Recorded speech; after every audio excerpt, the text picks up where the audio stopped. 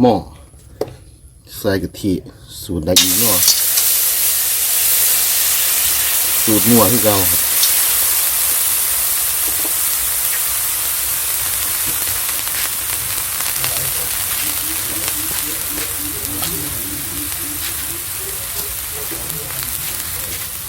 ใส่หมูครับ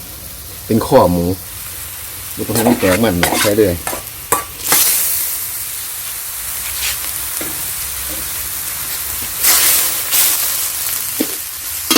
เป็นคอหมูพริกแกงโมไซนะครับเอาแบบนี้เลย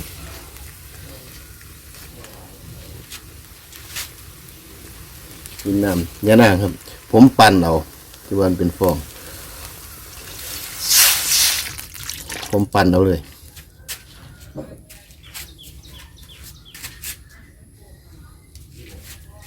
ก็มีตะไคร้หอมแดงพริกแห้งใบมะกรูดหน่อไม้ผมต้มเอาอันนั้นเรียบร้อยออกแล้วต้มออกเรียบร้อย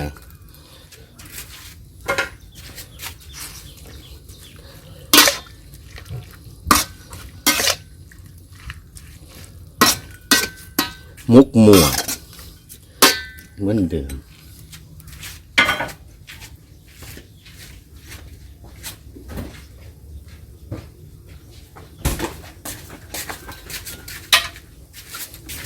ใส่ปลาขวด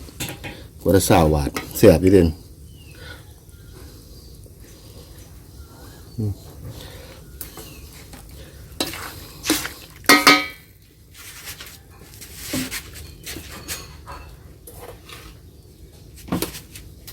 ใส่น้ำตาลนะครับถามีหมูผมจะใส่น้ำตาลมันจะออกไปทางรสชาติมันกลมกลมก็น้ำตาล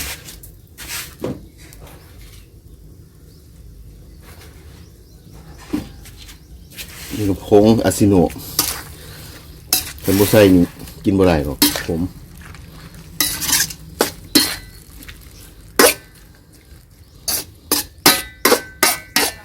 นี่ก็จะปิดฝาไว้เลยครับขาดนี่อีกนัวแต่ว่าน้ำปลาตัวนี้อีกนัวเลยนะครับ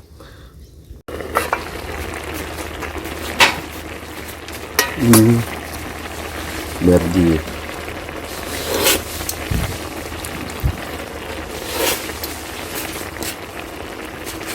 ก็เติมน้ำปลาอีกน้อยครับ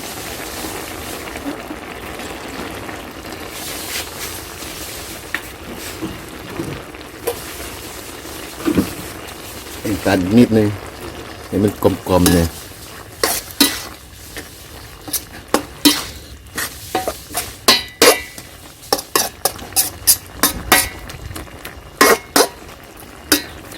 มุกไว้แห้งๆนะครับเป็นเสียบ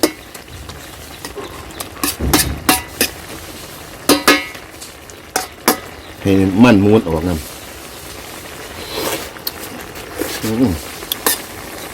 กลมๆขึ้นเรื่อยเกลือน้ำตาลเข้าไป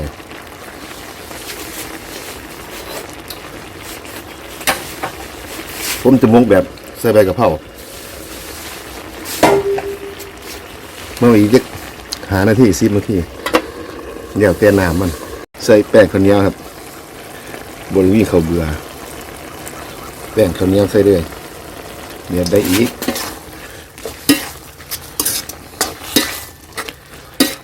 แป้งข้าวเหนียวมันสีเหนียวหายหมดละใส่อีกเหนียวอยู่ครับเหนียวละใส่แป้งข้าวเหนียวลงไปเหนียวอยู่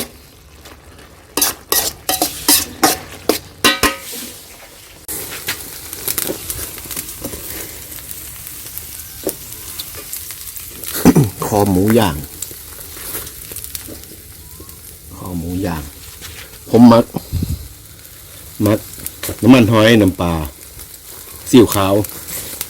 ซ้ำกันแล้วก็น้ำตาลชูรสแล้วก็กระเทียม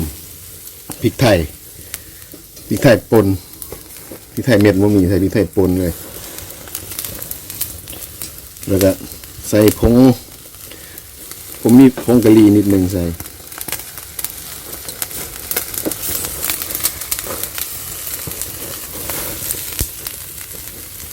ช้ำๆเลย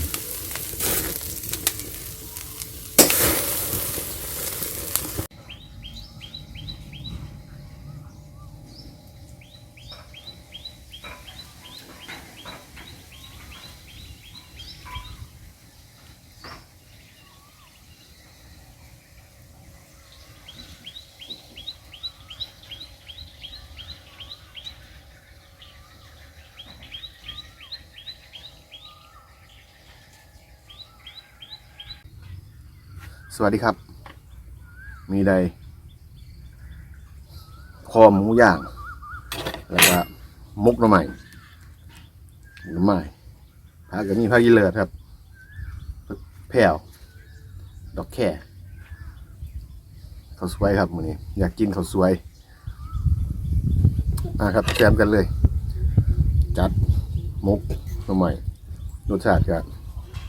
ตามที่เห็นเลยแหละครับใส่หมูนำผมมักรสชาติแบบนี้ครับก็เลยจัดตามสเปคไปเลย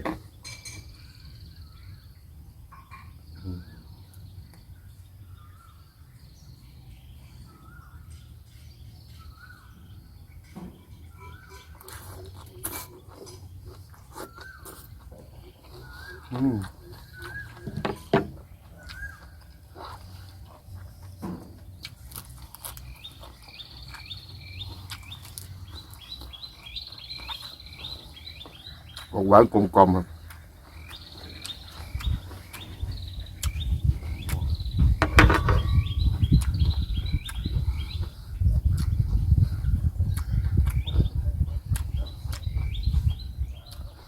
เดี๋ยวขอจัดมุมกล่องใหม่ก่อนครับเอากันเลย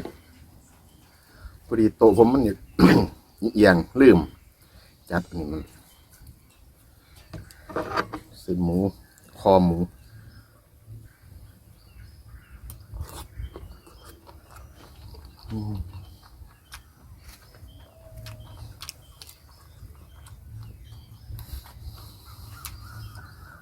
เขาดีแฮะ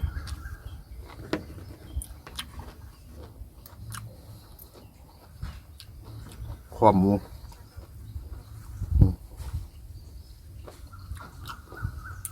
ออกหวานครับหวานนัวหอมนัวแบบพอดีมันเป็นนัวจนเข้ม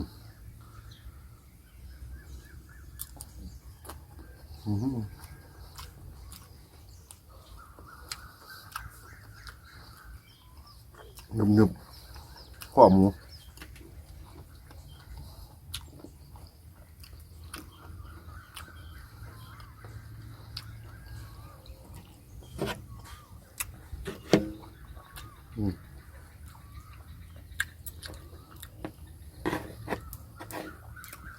สองอย่างร่วมกันเบิ่ง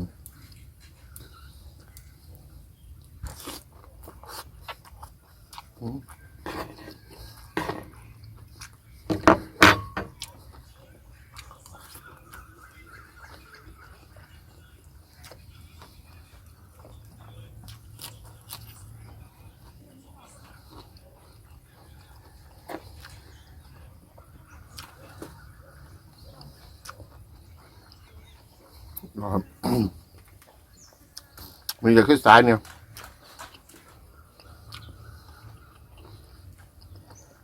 กินเขาที่บัดมือบัดคืนตี 3ลุกขึ้นมาได้ข้าวเจ้ากับกากหมูแล้วก็พริกแมงดาเป็นป่นแมงดาครับแบบกระปุกเขาขายนะครับเอามาส่งให้กัน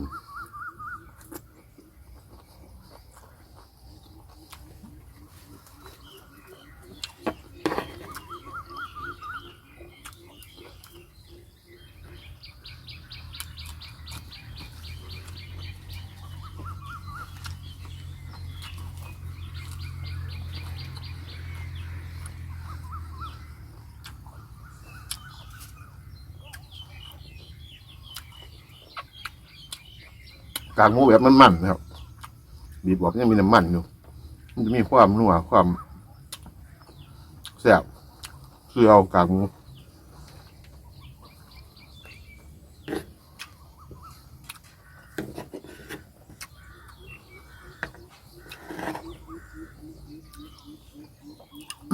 ซื้อจากเคียงหมูเขาเจียวเอาน้ำมันมันแซ่บ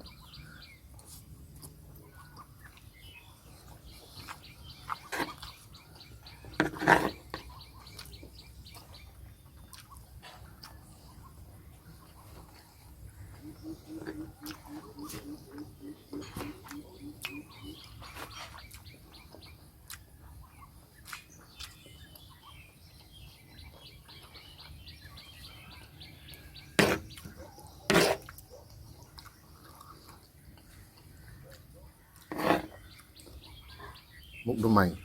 สูตรนัว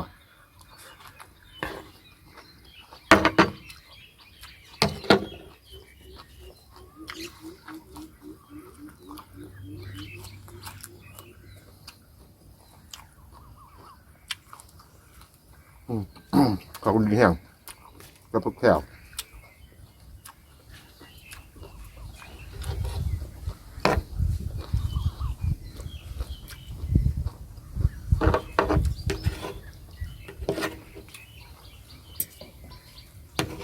ลองมึงนะครับแซ่บกว่าพักสลัดเลยไปเรียนออกหวานๆเอาไปพันหมูย่างแซ่บ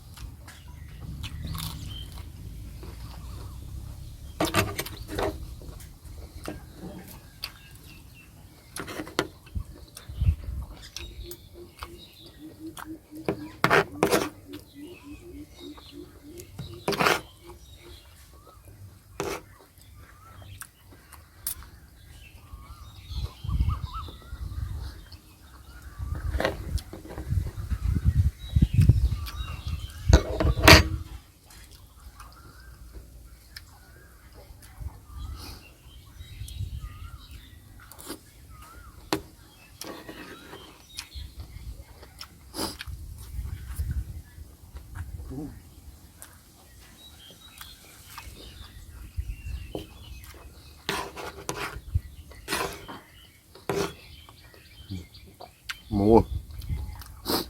ข้อหมู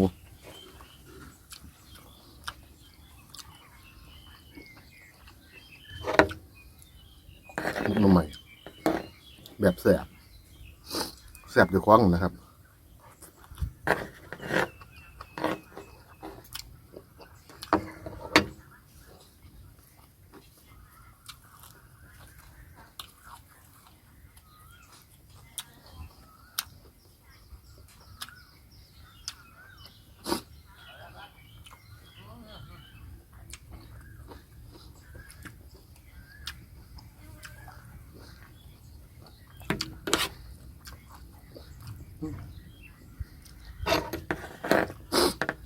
น้ำใหม่ที่แบบดี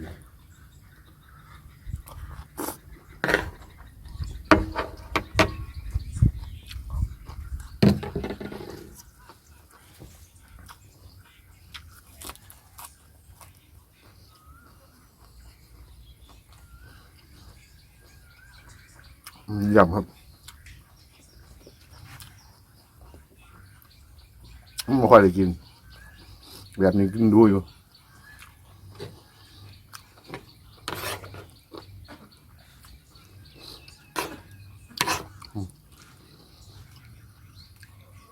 มองสองชิ้นเลย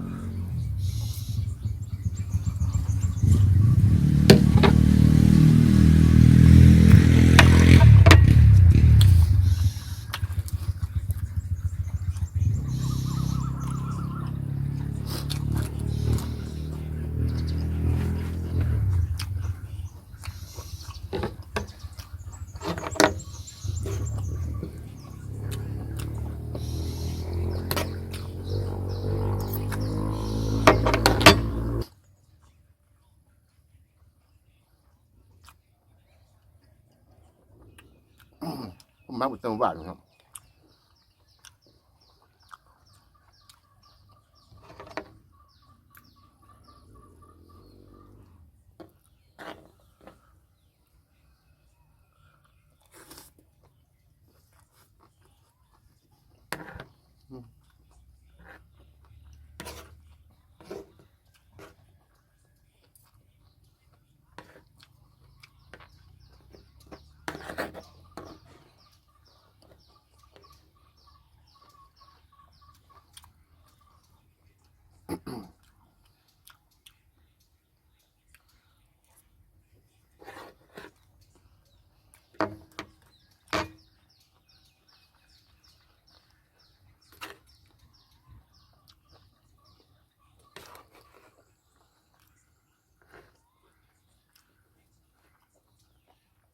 มันความกุทิความอ่อน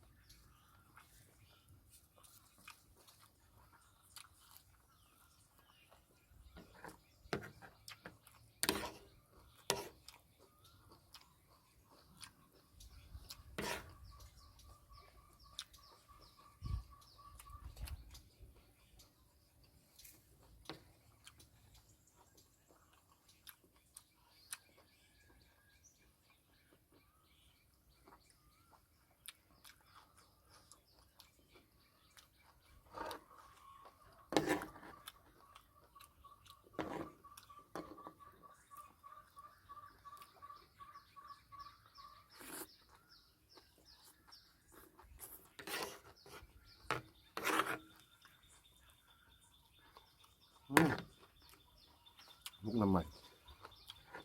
แบบดีครับมากรสชาติแบบ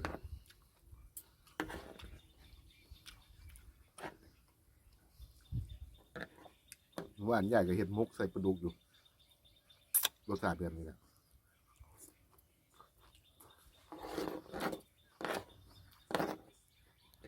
มุกใส่เป็นตอง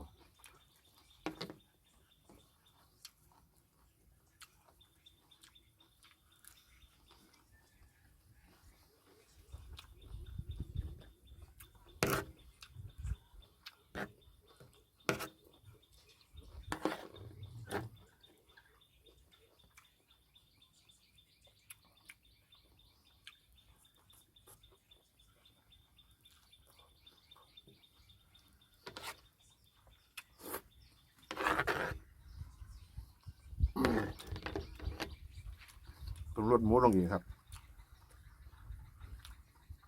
หมูร้ายไปกับบูแสบนี่ผมเส้นหมูร้ายปวด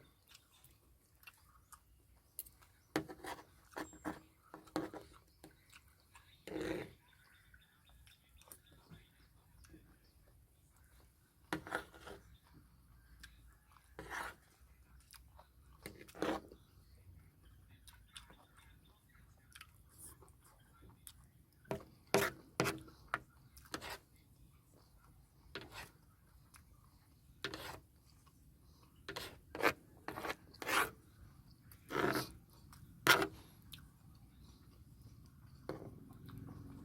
้าวบึ้ม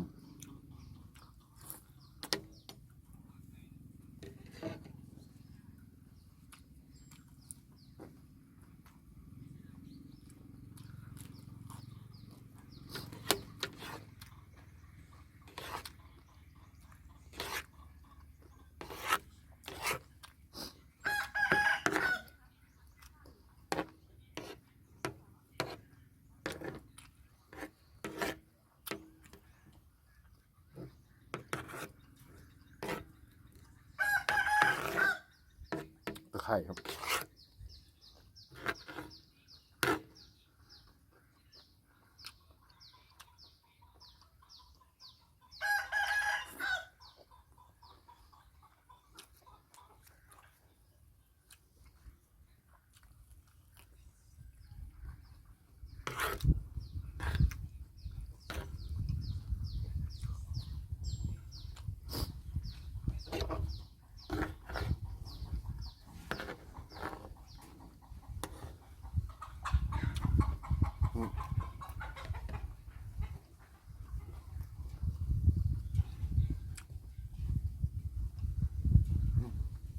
ร่มมากเย็นดีขนาด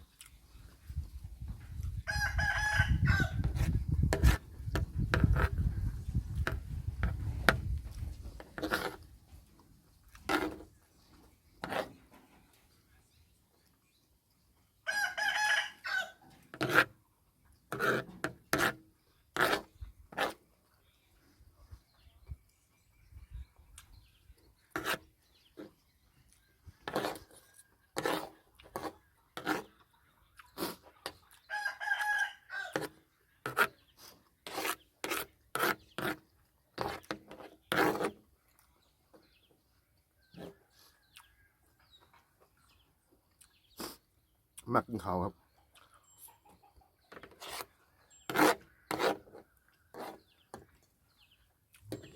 หากินข้าวไม่แห้งหรอก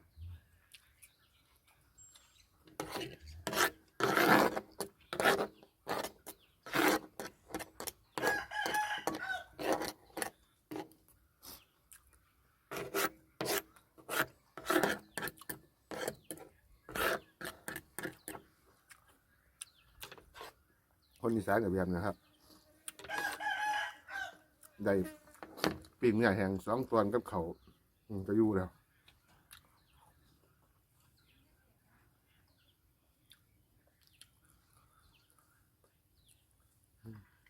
เอาไว้กัน